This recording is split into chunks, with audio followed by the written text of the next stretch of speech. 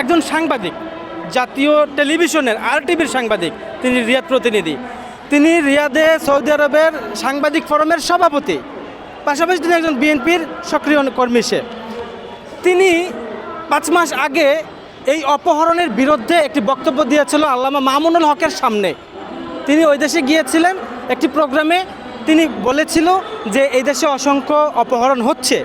এটা নিয়ে কথা বলার পরে RTVর সাংবাদিক, এই সাংবাদিকের পর্যন্ত বাকশক্তি হারিয়ে ফেলেছে সেই দেশে, তাদেরকে পর্যন্ত কথা বলতে দিচ্ছে না।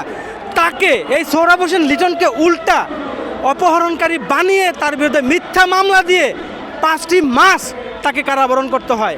তারপরে সৌদি আরবের আইনে তিনি মুক্ত হয়েছেন, তিনি নিরপরাধ, তিনি অপহরণের সাথে যুক্ত নয়। তো একজন সাংবাদিক হয়েও যদি, একটা জাতীয় টেলিভিশনের সাংবাদিক হয়েও যদি অপহরণের বিরুদ্ধে কথা বলে, যদি নিউজ করে তাকে অপহরণের শিকার, অপহরণকারী বানিয়ে দেওয়া হয়, মিথ্যা মামলা জেল খাটতে হয়, তাহলে এই দেশে সৌদি আরবে প্রবাসীরা কোথায় যাবে? এই ব্যক্তিকে অপহরণ করে মিথ্যা মামলা দেওয়া হয়েছে। এই সেই ব্যক্তি যার নাম গোলাম সারোয়ার আপেল। আপনারা দেখেন, এই গোলাম সারোয়ার আপেলের বিরুদ্ধে সুনির্দিষ্ট অভিযোগ এসেছে আমার কাছে, ফোন রেকর্ড সহ আসছে। এই ব্যক্তিটি কারোর সাথে বিরোধ থাকলে, কোনো ব্যক্তির যদি টাকা পয়সা বেশি থাকে, তাকে কিভাবে মিথ্যা মামলা দিয়ে ভিতরে ভরে টাকার বিনিময়ে আবার তাকে ছেড়ে দিচ্ছে। এই সেই গোলাম সারোয়ার আপেল। তার পরিচয়, তিনি রিয়াদ যুবলীগের সাবেক সহসভাপতি। তার সাথে এম্বাসির সাথে ভালো একটা সম্পর্ক রয়েছে। শেখ হাসিনার দলীয় লোকেরা ওখানে যাওয়ার পরে এখন সেখানে আইন শৃঙ্খলার অবনতি ঘটছে। সেখানে তারা অপহরণ, খুন খারাপি, মাদকদ্রব্য এবং কি নারী ব্যবসা পর্যন্ত তারা সেখানে করছে একটা সুসংগঠিত তারা গ্রুপ হয়ে।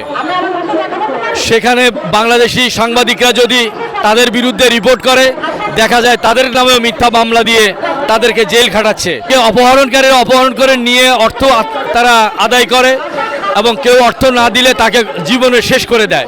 এভাবে আমাদের মহাসিনকে তারা হত্যা করেছে এবং আরেকটা ছেলেকেও হত্যা করেছে। এভাবে প্রচুর হত্যা হচ্ছে সেখানে। বাংলাদেশ সরকারের কাছে বিচার চাচ্ছি আমার স্বামীর হত্যার, এবং সৌদি সরকারের কাছেও বিচার চাচ্ছি। আমি বাংলাদেশে যেহেতু মামলা করছি, আমি কি ওদের বিচার করবো ইনশাল্লাহ বাংলার মাটিতে। এমনকি সৌদি আরব যদি আমাদেরকে সহযোগিতা করে, সৌদি আরবের মাটিতেও আমার স্বামীর হত্যার বিচার হবে। সবাই তো অপহরণ করে ফিরে আসতেছে, কিন্তু আমার স্বামীর বেলায় কেন অপহরণ করার পর তাকে আর জীবিত পেলাম না, ওর লাশ পেলাম কেন? কে এমন শত্রু আছে আমার স্বামীর? মাত্র নতুন গেছে বিদেশে, ওর তো কোনো শত্রু নেই। কারণ মোর্শেদ আমার স্বামীর প্রকৃত হত্যাকারী। আমি মোর্শেদের বিচার চাই, এটাই। আর আমি মোর্শেদকে ইনশাল্লাহ আইনের আওতায় খুব শীঘ্রই নিয়ে আসবো। আমার স্বামীর লাশ কবর থেকে উত্তোলন করে আবার ময়না তদন্ত করে আমি আবার মোর্শেদের বিরোধী হয়ে আমি আবার বাংলাদেশ সরকারের কাছে এবং সৌদি আরব সরকারের কাছে বিচার চাইব ইনশাল্লাহ। ভাতিজা হয়, ভাতিজা। তাকে কর্মস্থল থেকে ধরে নিয়ে গেছে, গম খেতে কাজ করে, ওখান থেকে ধরে নিয়ে গেছে। ধরে নিয়ে যাওয়ার পর ওকে মারছে, মাইরা বান্ধে সেন্দে ভালাই রাখছে। পরে বলছে টাকা পয়সা দাও।